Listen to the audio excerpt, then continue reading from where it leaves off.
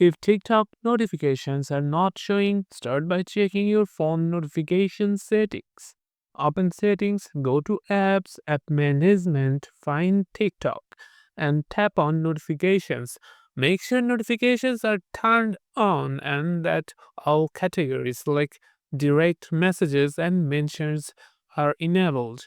Next, check your phone's do not disturb mode. If it's enabled, notifications may be blocked. Disable do not disturb mode or add TikTok to the exceptions list. Ensure TikTok's in-app notifications are enabled.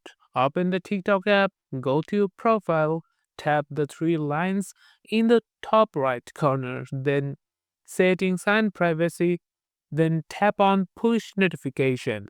Turn on the types of notifications you want to receive. If the issue persists, clear TikTok's cache. Go to settings, find apps, app management, select TikTok and then tap on storage. Then clear cache to remove temporary files. Check your internet connection as well. Notifications will not appear if your connection is unstable. Switch between Wi-Fi and mobile data or restart your router. Finally, ensure TikTok is updated. Open the Google Play Store, search for TikTok, and install any available updates.